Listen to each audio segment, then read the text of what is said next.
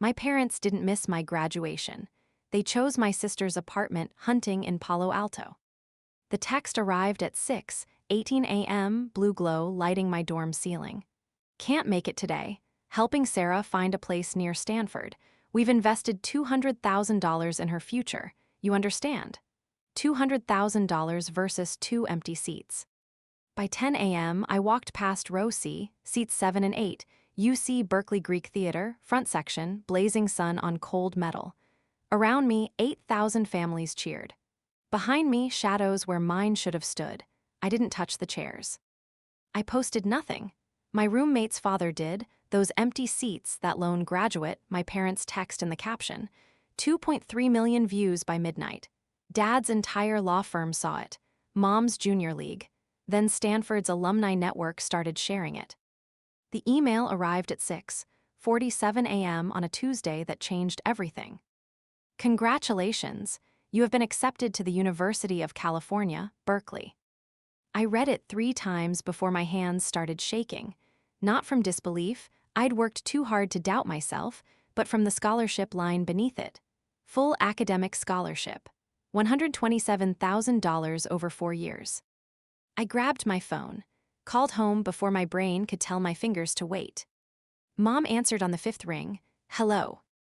I got in, my voice cracked. Berkeley, full scholarship. Silence, then, that's nice, honey. Nice, the word landed like a stone. Mom, did you hear me? Full scholarship. I don't have to pay anything. Your father and I are discussing Sarah's housing deposit right now. Can we call you back? They didn't call back. I sat on my dorm bed, staring at the acceptance email, remembering a promise they'd made years earlier. I was 10. We'd gone to my cousin Maria's college graduation, and I'd watched her family scream and cry when her name was called. On the drive home, I'd asked, will you do that for me someday? Dad had reached back from the driver's seat and squeezed my hand. Baby girl, we'll be there for every milestone, every single one. That's a promise. Mom had turned around, smiling. We'll celebrate everything you accomplish. You're going to do amazing things, Jessica. I believed them. I was 10, I should have. That same week, the week I got into Berkeley, Sarah got her acceptance to Stanford. Not just acceptance. A $200,000 tuition commitment from our parents. I found out at dinner. Not at a family dinner celebrating me, but at a dinner I wasn't invited to. I saw the Instagram post later that night. Sarah, Mom, and Dad at Cafe Baron in Menlo Park. Caption, celebrating our Stanford girl, so proud, worth every penny. 43 comments, not one mentioned me. I called Sarah that night, congrats on Stanford. Thanks, Mom and Dad took me out to celebrate. It was amazing. That's great, I paused. I got into Berkeley, full scholarship. Oh cool, yeah, Mom mentioned that. Mentioned, past tense, casual, like I'd told them I de-changed my laundry detergent. Listen, Jess, I gotta go. We're planning my dorm stuff. She hung up before I could respond. I sat in my bedroom, acceptance email still open on my laptop, and felt the first crack form. Not a break, just a crack, thin, barely visible. But it was there. The next morning, I called Dad at work. He answered distracted. Dad, did Mom tell you about Berkeley? Berkeley, oh right, that's good, sweetie. You always were so independent. Independent, that's what they called it. I wanted to talk about graduation in a few years. I know it's early, but... Honey, I'm walking into a meeting. Can we discuss this later? Later never came. Over the next week, I watched them transform into different people. Not for me, for Sarah. Stanford banners appeared in the living room. A Stanford sweatshirt on Mom's chair. Dad changed his Facebook profile picture to him and Sarah in front of the Stanford gates. My Berkeley acceptance sat in an envelope on the kitchen counter for 6 days before I moved it myself. The unease settled in my chest. Small, quiet, I told myself I was being sensitive. They were excited for Sarah. That was normal. Parents could be excited for both daughters. But late one night, I walked past their bedroom and heard Dad's voice through the door. 200,000 is a lot, Linda. It's an investment in her future, Robert. Stanford connections will set her up for life. What about Jessica? Silence, long enough that I pressed my ear against the door. Then Mom's voice quieter. Jessica will be fine, she always is. She doesn't need us the way Sarah does. I stepped back from the door. The crack widened. Robert and Linda Torres raised 2 daughters in a 3-bedroom house in San Jose. Sarah was born first. 3 years later, they had me. Sarah was the golden child from the beginning. I just didn't see it until I was old enough to count. When Sarah turned 15, our parents threw her a quinceañera, $8,000, live band, Undread and 50 guests. Custom dress from a boutique in San Francisco. I wore a bridesmaid dress and held her train during the father-daughter dance. When I turned 15, we went to Olive Garden. Mom, Dad, Sarah, and me. They gave me a card with $200 inside and told me to save it for something special. I saved it for textbooks. When Sarah turned 16, Dad bought her a used Honda Civic. Reliable, safe, hers. When I turned 16, Dad handed me a bus pass and said, "Public transportation builds character." I rode the bus for 6 years. Sarah played volleyball in high school, rec league, casual. Mom and Dad attended every game, brought signs, wore her team colors. I was valedictorian, 4.0 GPA, National Merit Scholar, 3 academic awards junior year alone. They came to my award ceremony once, left early. Dad had a work call. I told myself it didn't matter. Grades weren't a spectator sport. But it mattered. By the time I got to Berkeley, I'd learned how to survive without them. 2 part-time jobs, 15 hours a week in the work-study program at the library. I tutored freshman chemistry students for $20 an hour under the table. I lived on ramen, on vending machine coffee, on library air conditioning to save money on utilities. My student loan balance climbed every semester despite the scholarship. Books, fees, housing, food, life cost money I didn't have. $43,000 in debt by graduation. I tracked every dollar. Meanwhile, Sarah's Stanford fund grew. I didn't know the exact number yet, but I knew it existed. Mom mentioned it once on a phone call. We've been saving for Sarah's education since she was born. I'd paused, folding laundry in my tiny apartment. Did you save for mine? Silence, then, you got scholarships, honey, you didn't need it. I hung up before she could hear my voice break. Senior year approached fast. Graduation loomed. I sent my parents the ceremony details 3 times, once in February, once in March, once in April. Each time they confirmed. Of course we'll be there, baby. Wouldn't miss it, Jess. We're so proud of you. I saved 2 seats, front section, row C seats 7 and 8, aisle access so they could take pictures easily. I bought my graduation dress with tip money from my tutoring gigs, $34.99 at Target. Royal blue, simple. I couldn't afford alterations, so I hemmed it myself with a YouTube tutorial and a borrowed sewing kit. The week before graduation, I called to confirm one more time. Mom answered, "Hi, Jessica." "Hi, Mom, just checking, you guys have the ceremony details, right? 10 a.m. Greek Theater, tickets are at will call under my name." "Yes, honey, we have everything." "Okay, great," I paused. "I'm really glad you'll be there." "Of course, we love you." I believed her. 3 days before graduation, Sarah posted on Instagram, a Stanford apartment complex. Caption, "Touring my future home, parents helping me find the perfect spot." My stomach turned, the timing felt wrong. But I pushed it down, they'd confirmed, twice, 3 times they'd be there. Graduation morning, I woke at 5 a.m., too nervous to sleep. I showered, did my makeup carefully, curled my hair even though it would be under a cap. I put on the blue dress, stared at myself in the mirror. Today, I'd walk across that stage. Today, they'd finally see me. Today, everything would feel worth it. I grabbed my phone to text them one more time. That's when the message came through. 6:18 a.m., Mom's number. "Can't make it, helping Sarah apartment hunt in Palo Alto, you understand." My hands went numb. I read it again, then again. Then I saw the second text, sent 1 minute later. "Delete that, send the other one, the one about the work emergency." I stood in my dorm room, phone in hand, blue dress suddenly too tight.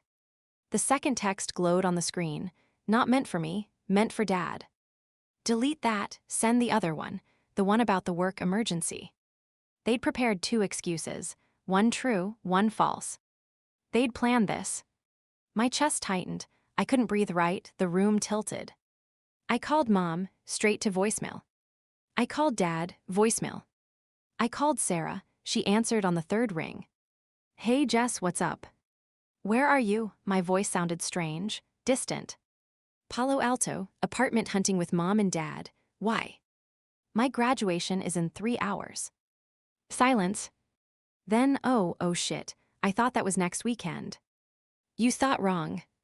Jess, I'm sorry, I didn't. I hung up. My roommate Emily knocked on my door. Jessica, you ready? My parents are driving us. I opened the door. She took one look at my face. What happened? They're not coming. Emily's expression shifted. Anger first, then heartbreak, not for herself, for me. Screw them, my parents will sit with you. No. Jessica, I need to do this alone. I couldn't explain it. Couldn't explain that having someone else's parents there would make it worse. Would highlight exactly what I didn't have. We drove to campus in silence. Emily's parents tried to make conversation. I answered in one-word responses. Greek theater appeared through the trees. Massive, beautiful, 8,000 graduates, thousands more guests. Families everywhere, hugging, crying, taking pictures. I walked through the crowd like a ghost. I found my seat, section for College of Letters and Science, 43 rows of chairs. Then I walked to the family section, row C front area, good view of the stage. Seats 7 and 8. I'd checked the seating chart 6 times. These were the best seats I could reserve, close enough for pictures, aisle access for easy movement. I stood there, stared at the empty chairs. Cold metal, black paint, numbers printed on the back, 7, 8. Around me, families filled in. A mother adjusted her daughter's graduation cap 3 seats away. A father argued with his son about camera settings. Someone's grandmother cried before the ceremony even started. I placed my hands on the back of seat 7. The metal burned under the morning sun. I didn't leave a rose, didn't leave a note, didn't mark them in any way. I just walked away. Back to my seat, cap and gown suddenly suffocating. Emily found me. My dad offered to sit in their seats. He said he'd be honored. Tell him thank you, but no. The ceremony started, 10 am exactly. The dean spoke, I didn't hear the words. Names began, alphabetically. I was a Torres. I had time, too much time. I watched other graduates walk across the stage, watched their families scream, watched phones held high, recording every second. I turned once, looked back at row C. Seats 7 and 8 sat empty, blazing sun reflecting off the metal. 2 shadows where my parents should have been. Jessica Maria Torres. My name echoed through the Greek theater. I stood, legs shaking, walked toward the stage. Applause, polite, distant, not for me, just ceremony momentum. I crossed the stage, shook the dean's hand, took my diploma. Turned toward row C one more time. Empty chairs stared back. I walked off the stage, sat back down, held my diploma in my lap. 4 years, 2 part-time jobs, 15 hours weekly in the library, $43,000 in debt. This piece of paper cost me everything. And no one who was supposed to care was there to see it. The ceremony ended. Graduates flooded the aisles, families rushed forward. I stayed seated. Emily found me, her parents behind her. Her father, Mr. Chen, knelt beside my chair. Jessica, I'm sorry. I nodded, couldn't speak. He pulled out his phone. I took pictures, of you on stage, of your moment. Someone should have documented it. That's when I broke. Not sobbing, just silent tears sliding down my face while graduates celebrated around me. Mrs. Chen handed me tissues. Emily sat beside me. Come on, Emily whispered. Let's get out of here. We walked toward the parking lot. I glanced back once. Row C seats 7 and 8, still empty. But someone else stood there now. A photographer, not official. A parent, maybe, taking pictures of the empty seats, of the shadows, of the discarded program on seat 7. My phone buzzed, Instagram notification. Sarah's story, posted 2 minutes ago. A photo, her, mom, dad, in front of a Palo Alto apartment building. Caption, apartment hunting with the parents, so grateful for their support. Timestamp, 10:23 a.m. The exact time I'd walked across that stage. I didn't plan to investigate, I planned to move on. 3 days after graduation, I was still in my dorm room. Most students had left. The building echoed with emptiness. I stared at my phone, the text message still there. Delete that, send the other one, the one about the work emergency. I'd read it 100 times. Each time, the same question circled my brain. Why prepare 2 excuses? If they genuinely couldn't come, one text would have been enough. One honest explanation. But they'd crafted options, true version, false version. That meant premeditation. I called Mom, 4th time since graduation. She answered this time. Jessica, honey, I'm so sorry we missed. You didn't miss it, you chose not to come. Silence. That's not fair, something came up with Sarah. You prepared 2 different excuses, Mom. I saw the text, the one you sent Dad by mistake. Her breath caught, I don't know what you're talking about. Delete that, send the other one, the one about the work emergency. More silence, longer this time. Then Dad's voice in the background, muffled, angry. What did you do, Linda? It was a pocket text, Mom said. I was confused that morning. Pocket texts don't write full sentences with punctuation. Jessica, you're being paranoid. I hung up. My hands shook, not from sadness anymore, from something sharper. Anger. I opened Instagram, found Sarah's profile, scrolled through her recent posts. The apartment hunting photo, posted at 10:23 a.m. on graduation day. But there were more. I scrolled back, weeks back. Sarah at Stanford, April, caption, parents visiting for the weekend. That weekend, I'd won an academic achievement award. Mom said they couldn't make the ceremony. Dad had a work trip. I scrolled further. Sarah at a Palo Alto restaurant, March, caption, celebrating my Stanford acceptance anniversary with the fam. That same day was my birthday. They sent a card, $25 inside. My stomach turned. I grabbed my laptop, opened my email, searched for messages from Mom and Dad over the past year. 47 emails. I started reading, taking notes. Every missed event, every excuse, every work trip, and something came up. Then I cross-referenced with Sarah's Instagram posts. Every single time my parents missed something of mine, they were with Sarah. Every single time. Not coincidence, pattern. I sat back in my chair. The room felt smaller suddenly.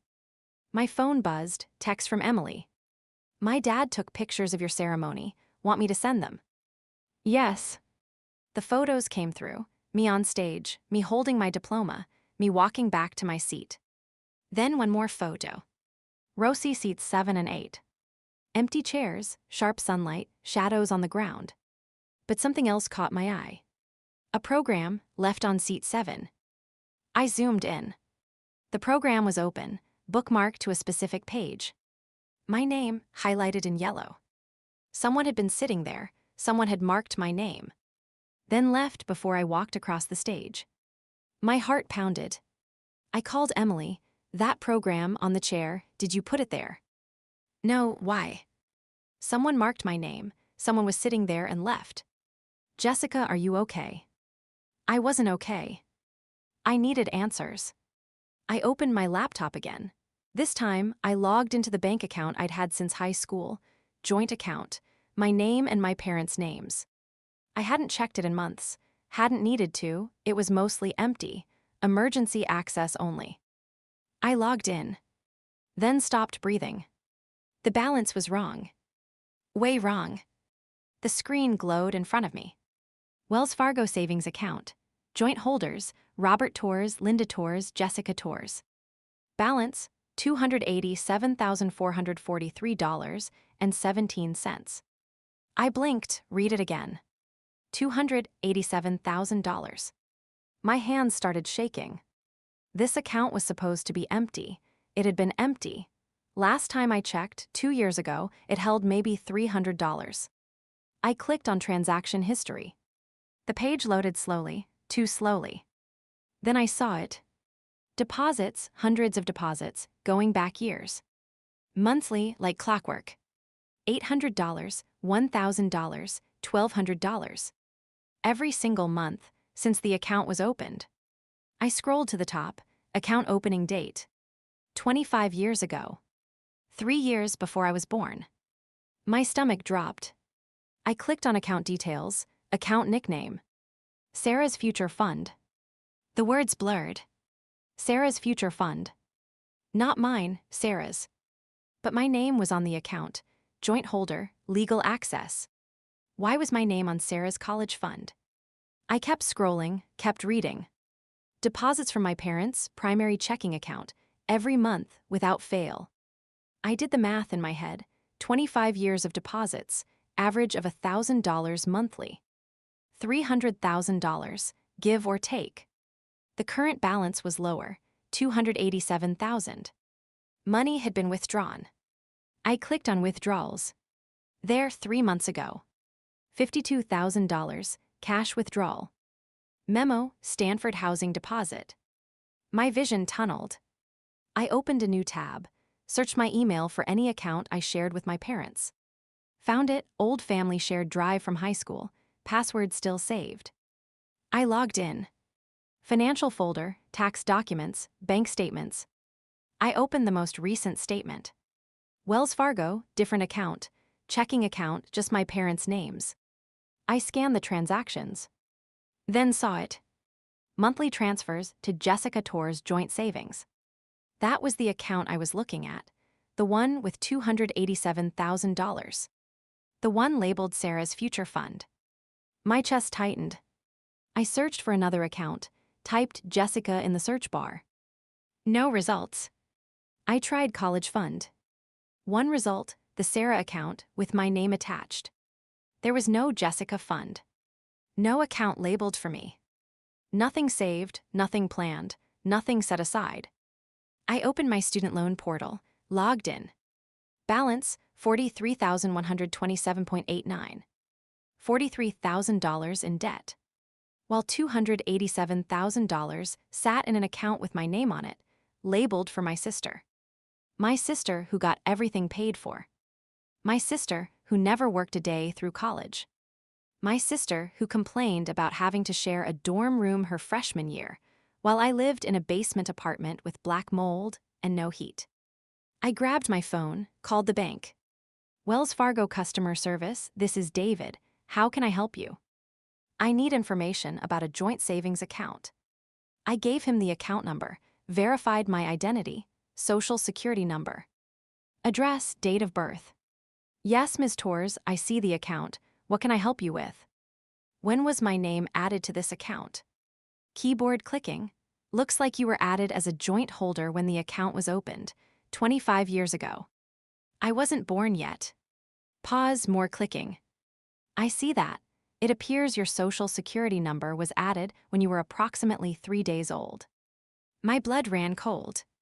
Can you tell me the purpose of this account? I don't have access to personal notes, but the account nickname is Sarah's Future Fund. Sarah isn't on this account. No, ma'am, only you and Robert and Linda Torres. I couldn't breathe right. Why would my name be on my sister's college fund? I can't speak to intent, but legally, you have full access to withdraw or close this account. I hung up, stared at the screen. $287,000. My name on it. Sarah's fund. They de-used me, put my name on her money, made me legally responsible. But never told me. Never gave me access. Never let me touch a single dollar while I drowned in debt. This wasn't favoritism anymore. This was something else entirely. I didn't sleep that night. I sat at my desk, laptop open, phone beside me. I built a timeline. Started with graduation day, worked backward. Every event they missed, every excuse they gave, every time they chose Sarah over me. 18 months, that's how far back the pattern went with perfect clarity. Spring semester, junior year, Academic Achievement Awards ceremony. I'd won 3 awards, Dean's List, Research Excellence, Community Leadership. Mom's text, Dad has a work conference in LA. Can't make it, so proud of you though. Sarah's Instagram that same day. LA with the parents, visiting USC for my Stanford friend's graduation. Not a work conference, a trip with Sarah. I wrote it down, added it to the spreadsheet I was building. Fall semester, junior year, my birthday. 22 years old, I'd asked them to visit, take me to dinner.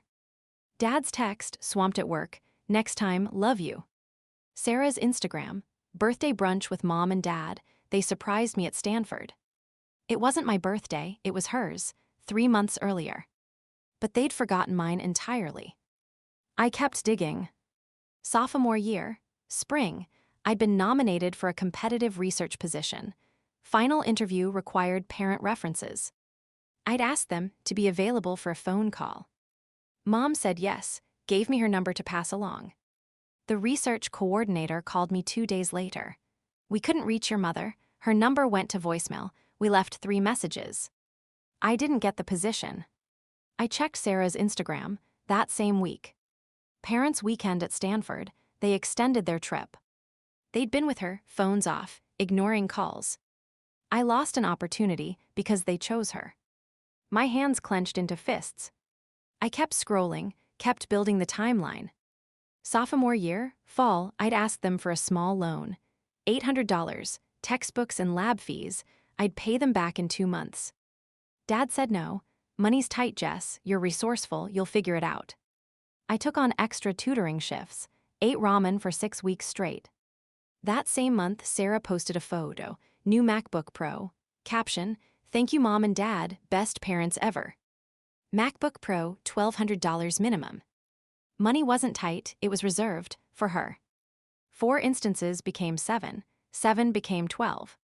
Every missed ceremony, every broken promise, every can't afford it, followed by extravagant gifts for Sarah.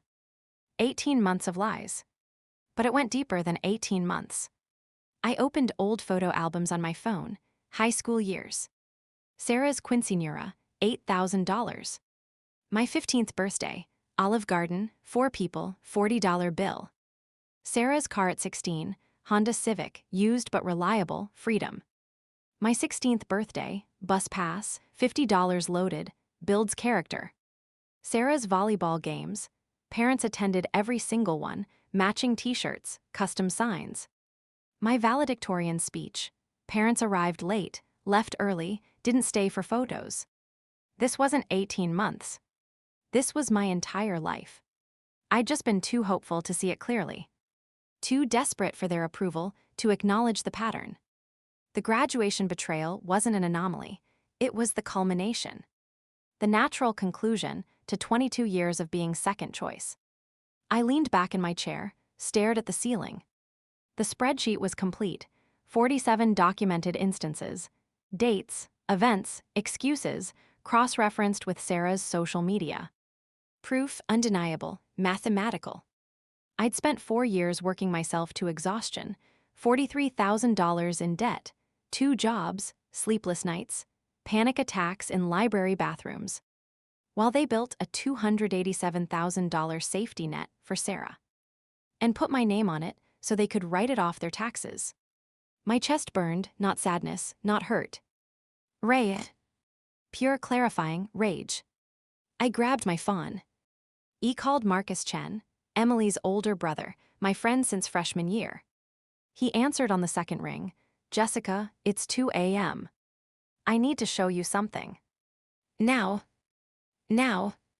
30 minutes later, Marcus sat in my dorm room, laptop between us. I showed him everything, the bank account, the timeline, the spreadsheet. He didn't speak for a long time. Then quietly, this isn't favoritism, Jess. I know.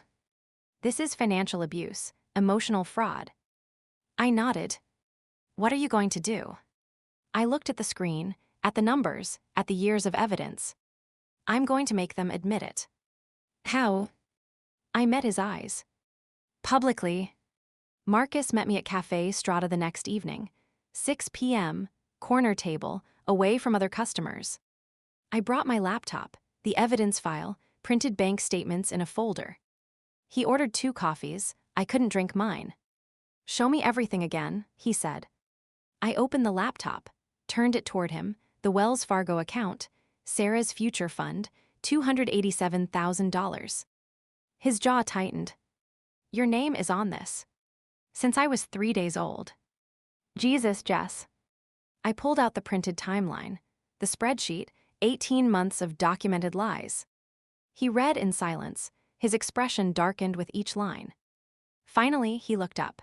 This isn't normal sibling favoritism. I know.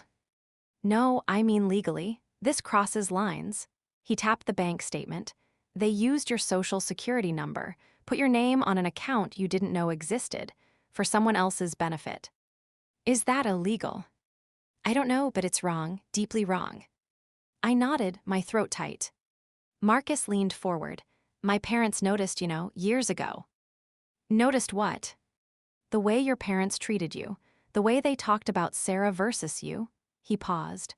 At your graduation, my dad wanted to sit in their empty seats. He was so angry they didn't show.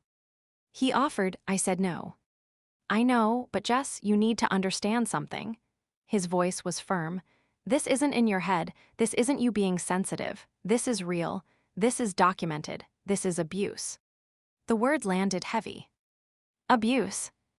What do I do? My voice cracked. You need a lawyer. I can't afford. Free consultation. Most attorneys do them. You walk in, show them this, see what they say. He gestured to the evidence. This is compelling. Banks records, timelines, tax implications.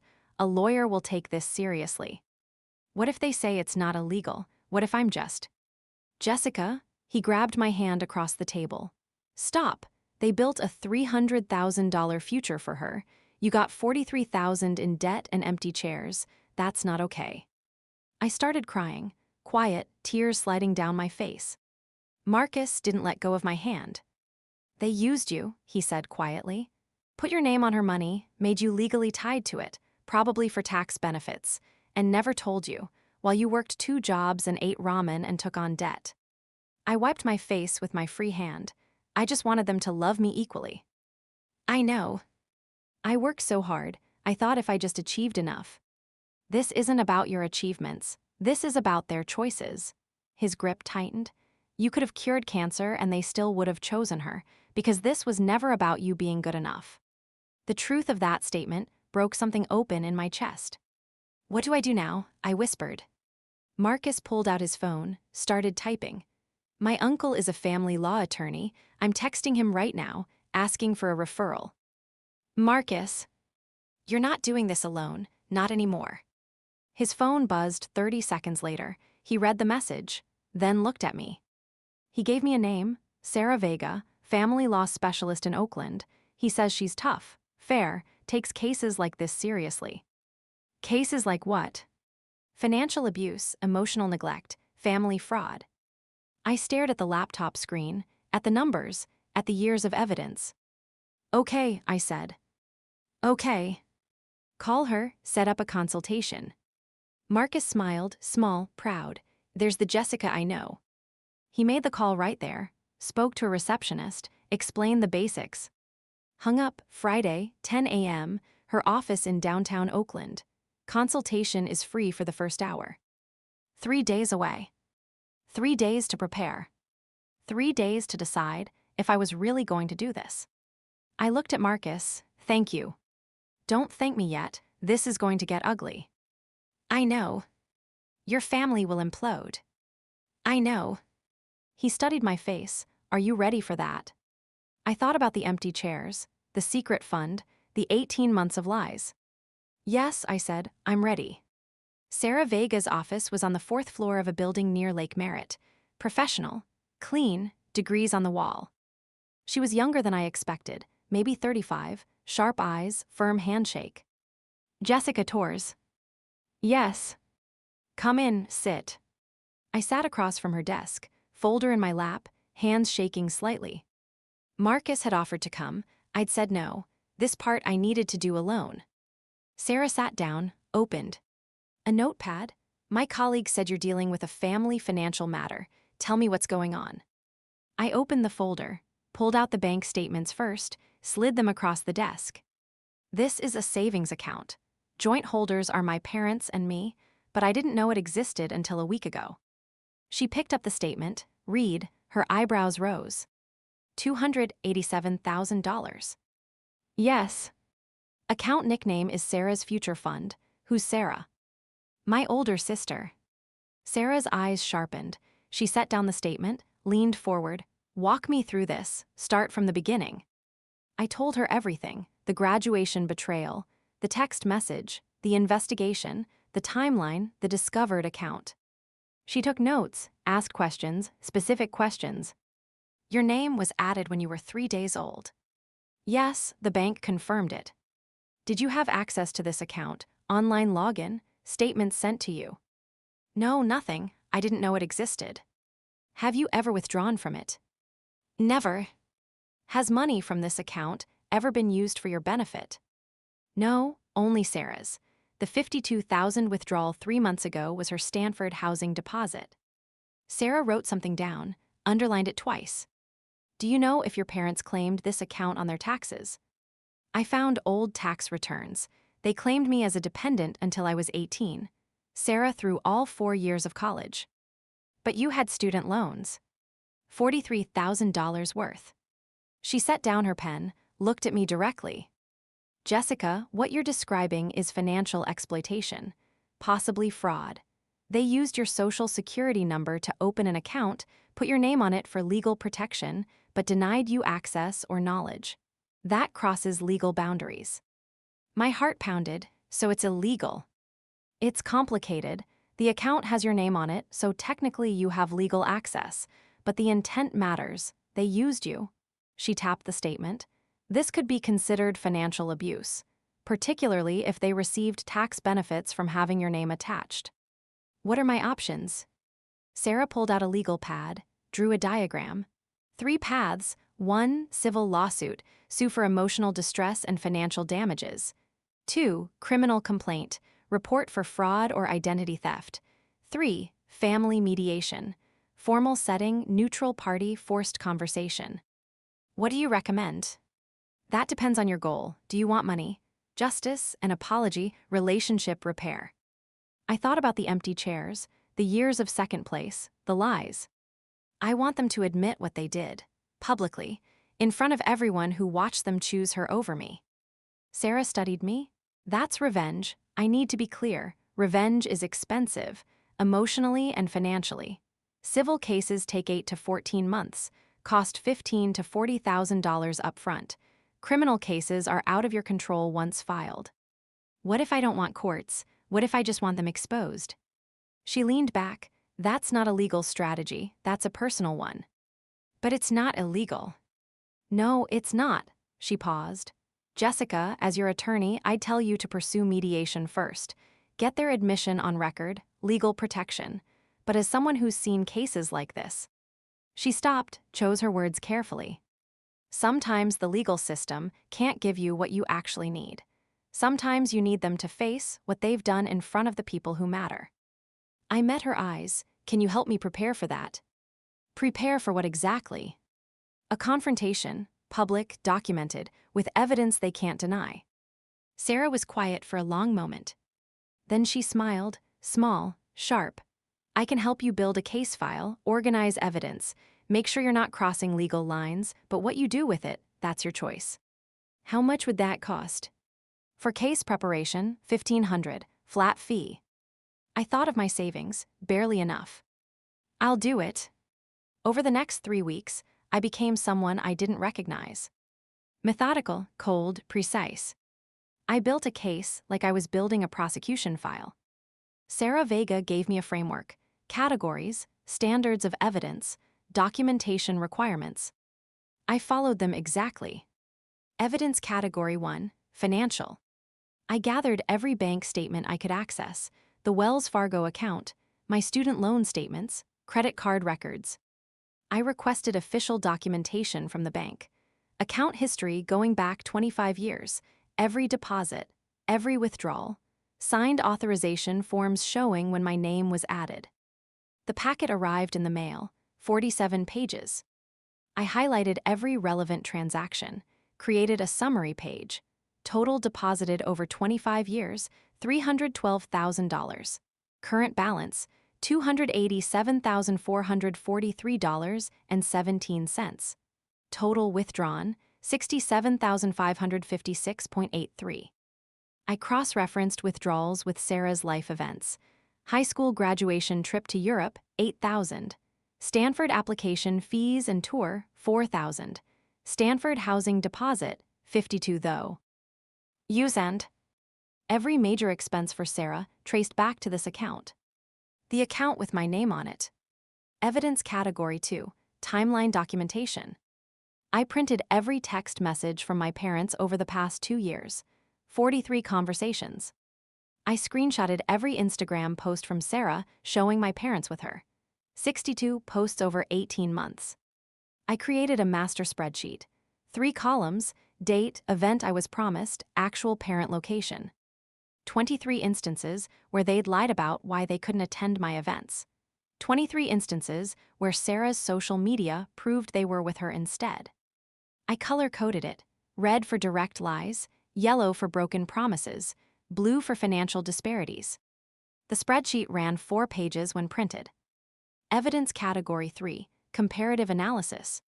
This part hurt the most. I made a chart, 2 columns, Sarah versus Jessica.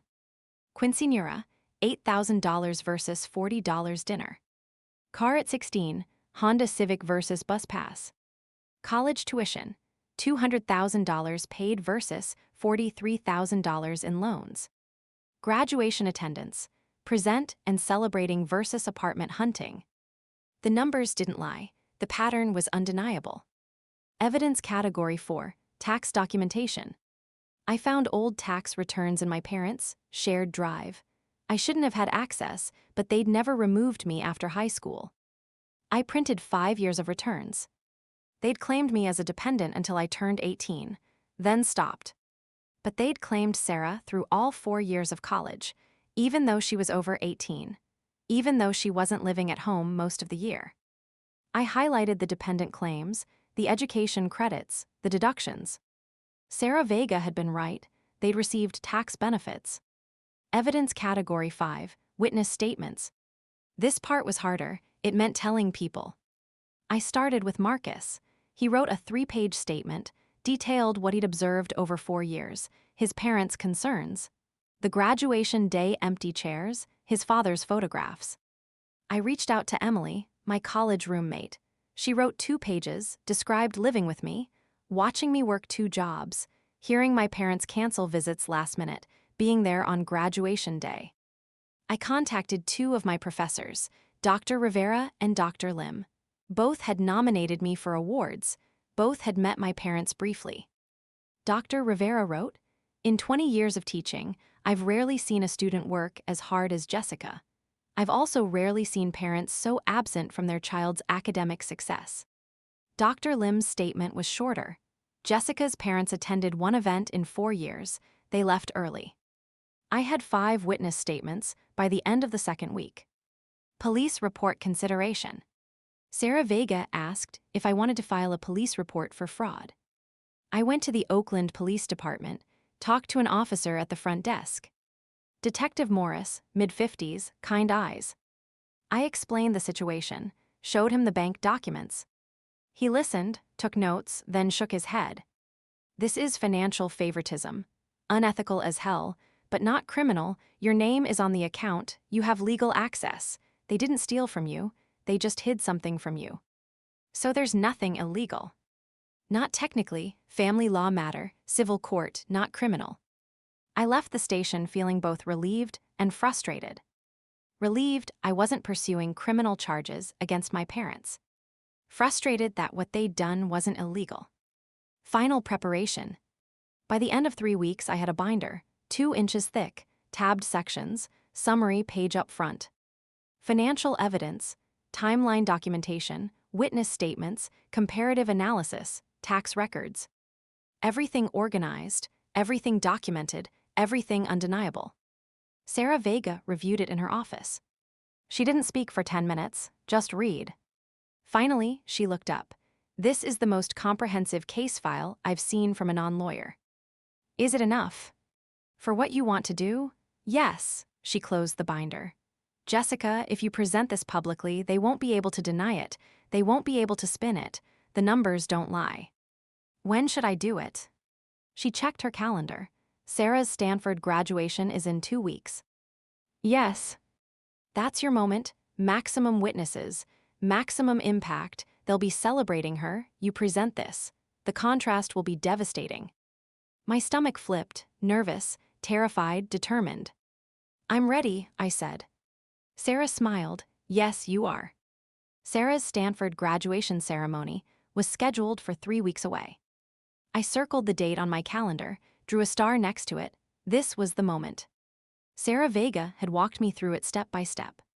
Public setting, maximum witnesses. They can't run, they can't hide. They have to face what they've done in front of everyone who matters. The Stanford Stadium family section could hold hundreds of guests. Sarah had posted about it on Instagram. Can't wait to celebrate with everyone. Mom and Dad reserved the whole section. Of course they did. I finalized the evidence paw. CCAT printed 3 copies, one for me, one backup, one to leave behind. Bank statements showing the $287,443.17 account. Highlighted amounts. Color-coded tabs. The timeline spreadsheet, 23 instances, dates, events, lies, cross-referenced with Sarah's Instagram posts. The comparative analysis chart, Sarah versus Jessica, every disparity documented. Tax returns with dependent claims highlighted. 5 witness statements from Marcus, Emily, Dr. Rivera, Dr. Lim, and Emily's father. Everything bound in a professional folder. Clean, organized, undeniable. I rehearsed the speech in my apartment, out loud, facing the mirror. My parents didn't miss my graduation. They chose to skip it. I have proof. My voice shook the first 10 times. By the 20th, it was steady. Marcus offered to come with me, be there for support. You'll need someone in your corner when this goes down, he said. I agreed. Having him there would help, a witness, an ally, someone who believed me. I practiced showing the documents, how to hold them up, how to pass them around if needed, how to maintain control of the narrative. Sarah Vega coached me over the phone. They'll try to interrupt. Don't let them. Keep speaking, keep showing evidence. The crowd will listen if you stay calm and factual. What if they deny it? They will. That's when you produce more evidence.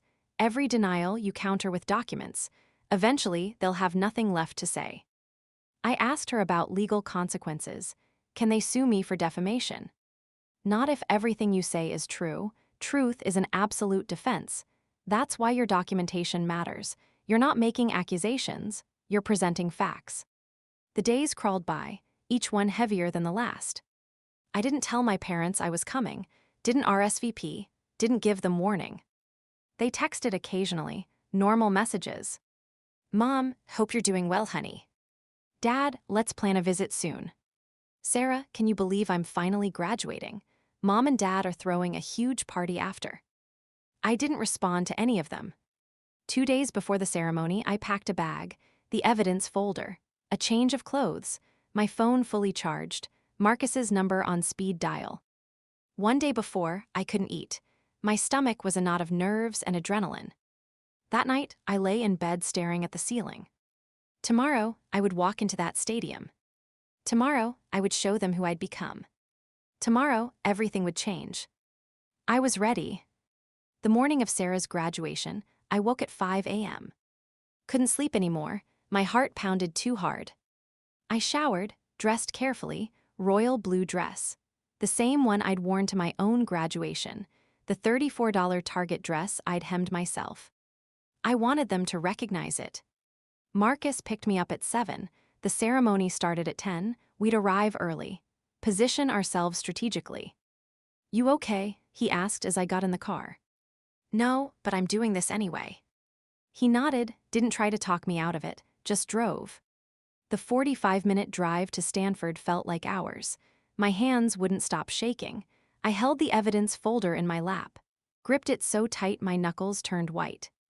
Marcus glanced over. You've got this, Jess. You've prepared, you have proof. They can't deny it. What if they do anyway? Then you show more proof. That's why you brought 3 copies. We arrived at Stanford Stadium at 8:30, early enough to scope out the family section. Sarah had posted the section number on Instagram, section 114, row D. We found it not hard. My parents were already there, setting up. Mom arranging flowers on the seats, Dad hanging a banner. "Congratulations, Sarah, we're so proud." My chest tightened seeing them. Happy, celebratory, completely unaware of what was coming. Sarah arrived with friends, hugged Mom and Dad, they took photos, matching Stanford gear, posed smiles. I watched from a distance, Marcus beside me. "You want to wait until after the ceremony?" he asked quietly. I considered it, then shook my head. No, during the mingling after, when everyone's together, when all the family is here.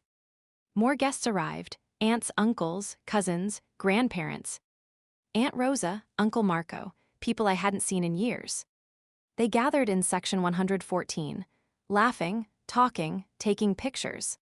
I counted, approximately 200 people in the extended family section, maybe more. Perfect.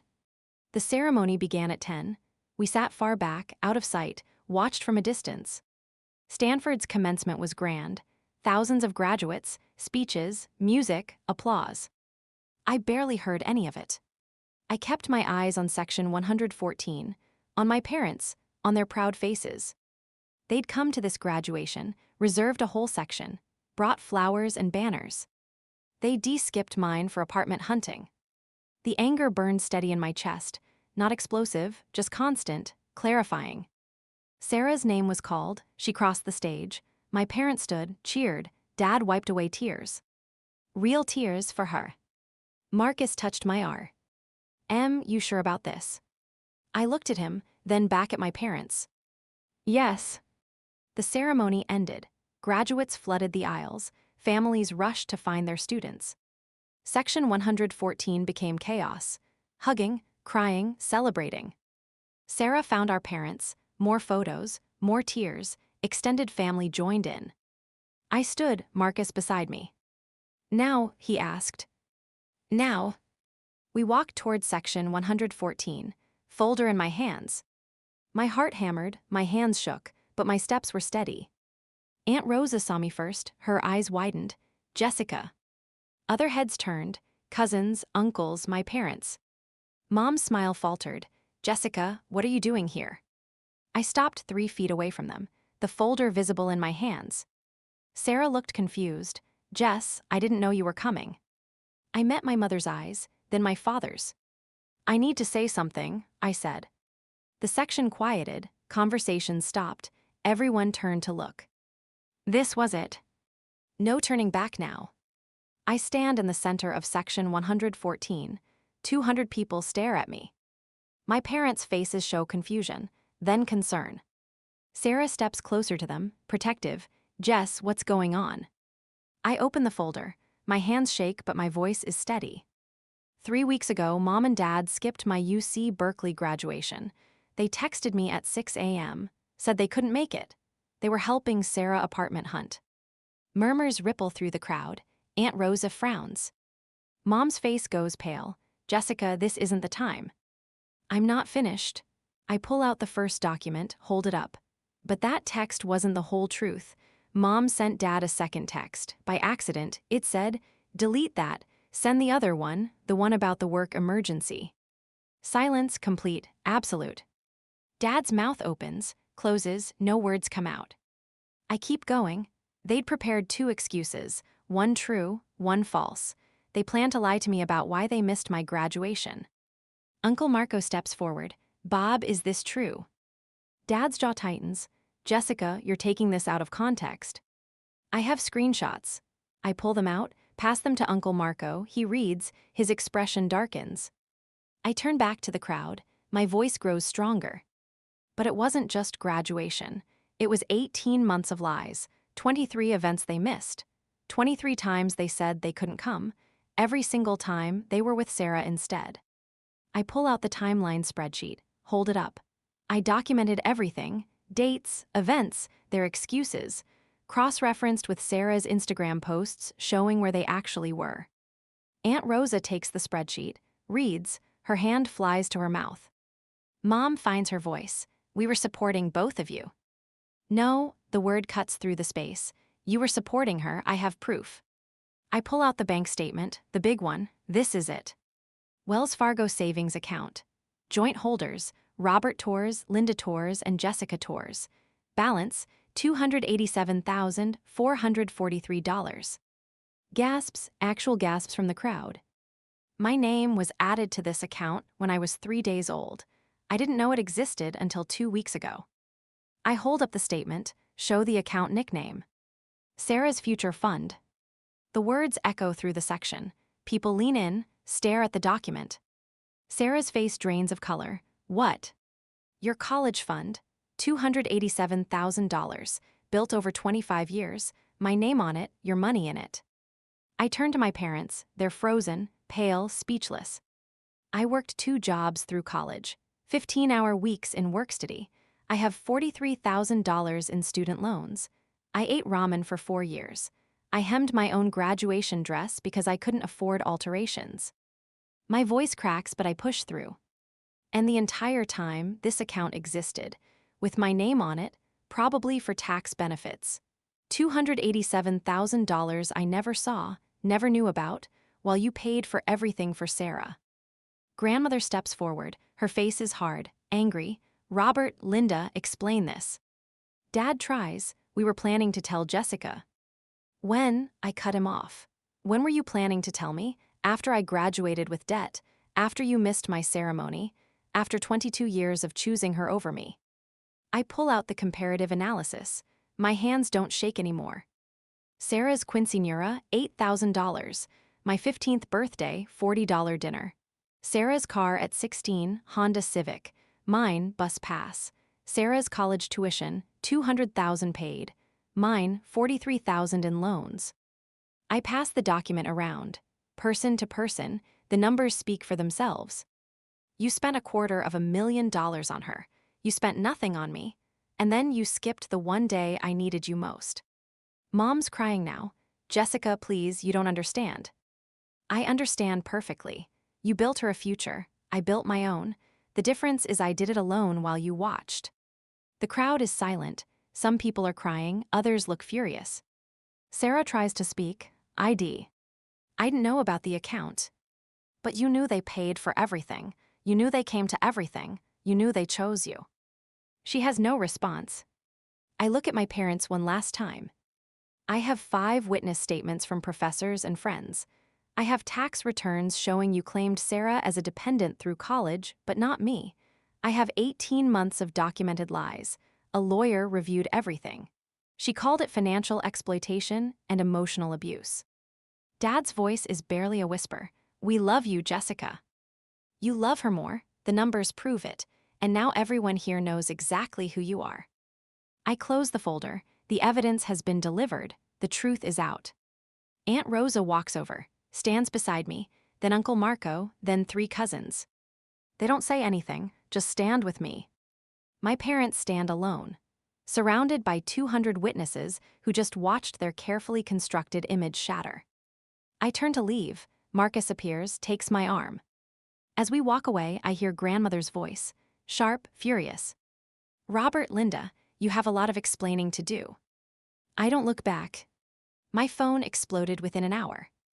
37 text messages, 14 missed calls. Aunt Rosa, I had no idea. I'm so sorry, call me. Uncle Marco, your parents owe you more than an apology. I'm here for you.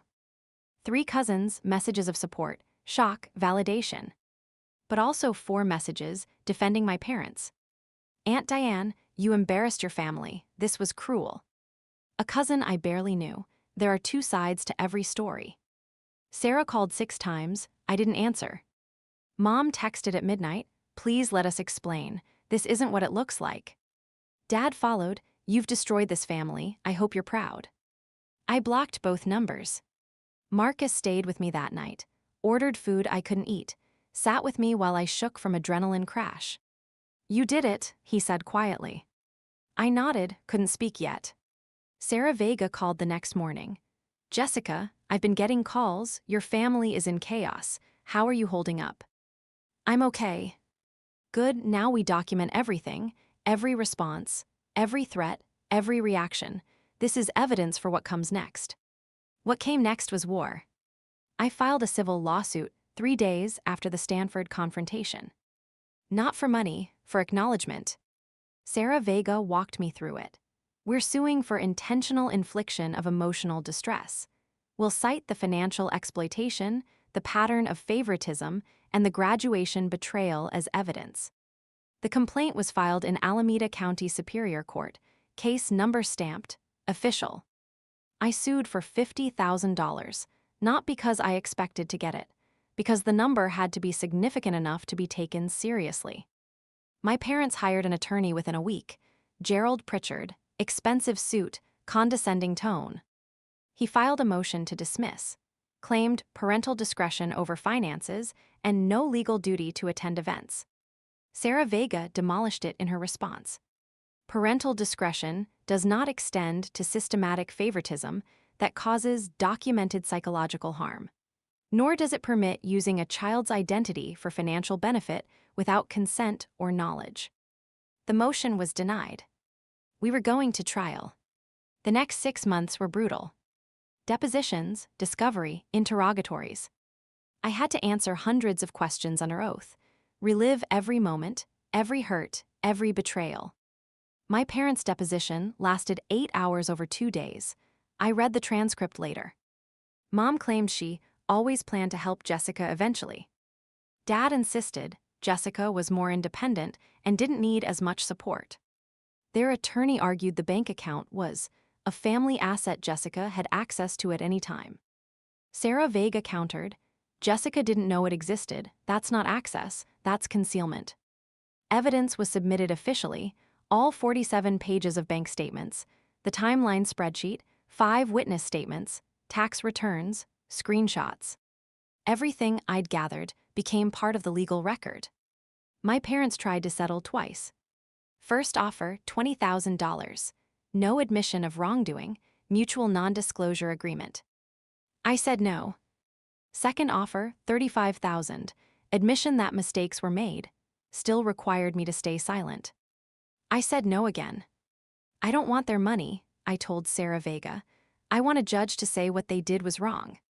She smiled, sharp, proud. Then we go to trial.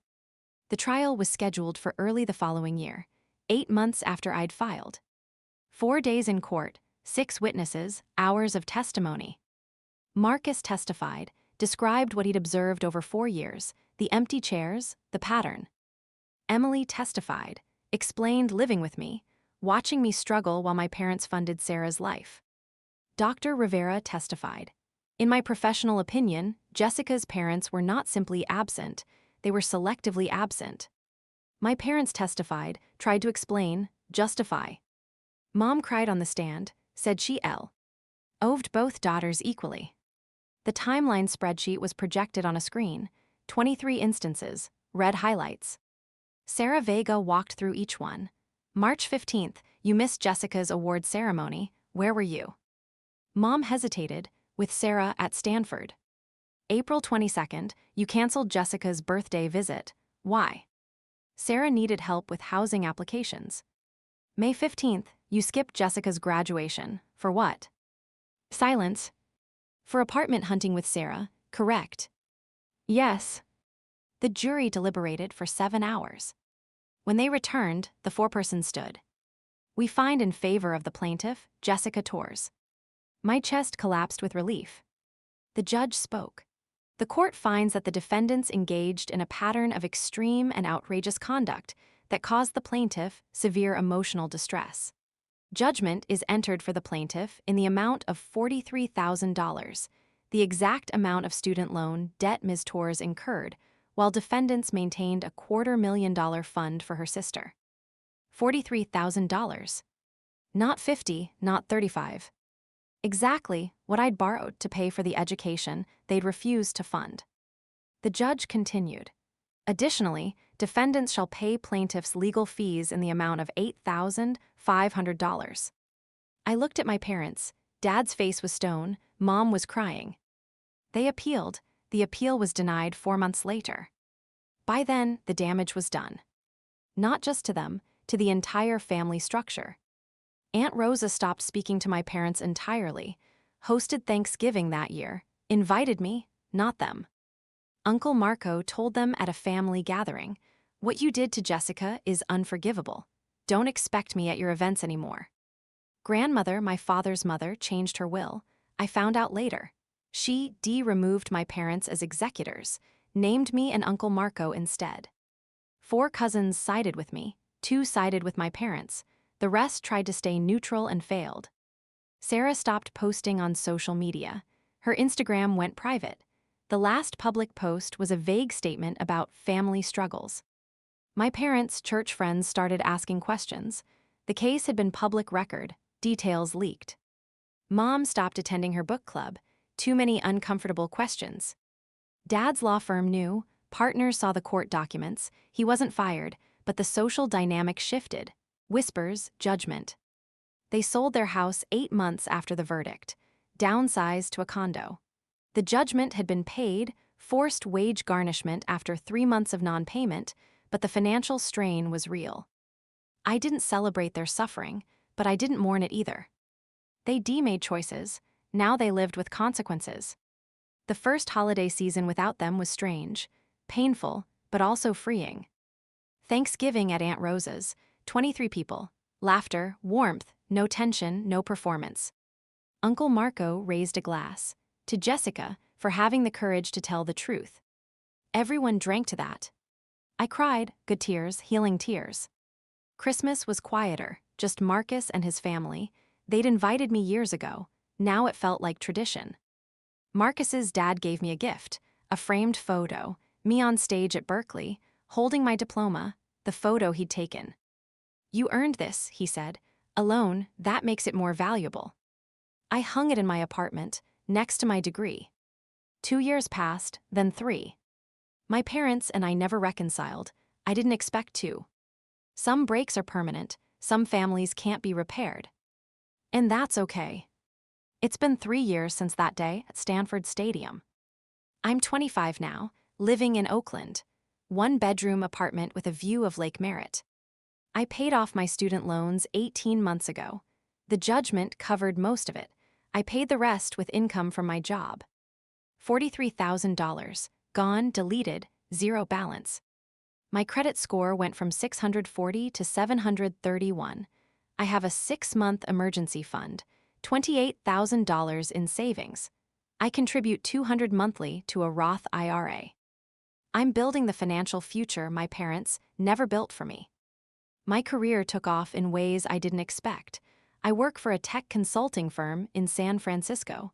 Started as a junior analyst. Got promoted to senior analyst after 18 months. I lead client projects now, manage a small team, make $78,000 annually. Last month I spoke at a UC Berkeley alumni panel. Topic: Financial Independence and Career Building. 200 students attended. 3 approached me afterward, said my story helped them. I mentor 2 junior analysts at work. Both are first-generation college students. Both are navigating family dynamics that don't support their success. I see myself in them. I help where I can. My relationship with Aunt Rosa is stronger than ever. We have dinner every Sunday. She's become the mother figure I needed, asks about my life, celebrates my wins, supports me through struggles. Uncle Marco introduced me to professional contacts. 3 networking connections led to my current job. He walks me through career decisions, gives advice my father never did. Marcus is still my best friend. He got married last year. I stood as his person of honor at the wedding. His family is my family now. I'm dating someone. His name is Chris. We've been together 7 months. He knows the whole story. I told him on our 3rd date. Needed him to understand why family is complicated for me. He didn't run, he listened, he understood. Family is who shows up, he said, not who shares your DNA. He was right. Therapy helped. I went twice a week for the first year after the lawsuit. Now it's monthly, maintenance. I've processed the grief, not just for the parents I lost, but for the parents I never had, the ones I'd hoped they'd become. I don't hate them, I don't think about them much anymore. That's growth. I haven't spoken to my parents in 3 years. No calls, no texts, no emails. They tried for the first year. Cards on my birthday, messages on holidays, attempts at reconciliation that never acknowledged what they'd done. I didn't respond. Eventually, they stopped trying. Sarah reached out once, 2 years ago, long email, said she didn't know about the account, said she wished things were different. I never replied. We have nothing to say to each other. I heard through Aunt Rosa that my parents' marriage is strained. The lawsuit exposed fractures that were always there. They blame each other. Blame me, blame everyone but themselves. I don't feel guilty about that. Some families implode because of truth. Mine did, but it was already broken. I just stopped pretending it was. Last month I went back to UC Berkeley, walked through campus, sat in the Greek theater. Found row C seats 7 and 8. I didn't cry, didn't feel sad, just remembered. Remembered the girl who sat alone on graduation day, who believed she wasn't enough. She was wrong, she was always enough. The people who were supposed to see that just weren't capable. Today I woke up in my apartment, made coffee, checked my savings account, texted Aunt Rosa about Sunday dinner, confirmed a date with Chris for Friday. My life isn't perfect. I still have hard days, moments when I wish things were different. But I built this, alone without them. And that makes it mine. 3 years ago, I stood in a stadium and told the truth. It cost me my parents, my sister, half my extended family. But it gave me something more valuable. It gave me myself back. If you're sitting in empty chairs of your own, literal or metaphorical, know this: their absence is not your failure. Their choices are not your worth. Document everything. Trust your reality. When people show you who they are through patterns, not promises, believe them the first time. Some family stories don't end with forgiveness and reunion. Some end with boundaries and peace. Mine ended with a courtroom, empty chairs at 2 graduations, and a woman who learned she was always enough without them. This is Achiever Betrayed. If this story resonated with you, subscribe for more true stories of betrayal, justice, and rebuilding. Drop a comment sharing your thoughts. And remember, sometimes the family you choose is stronger than the one you're born into.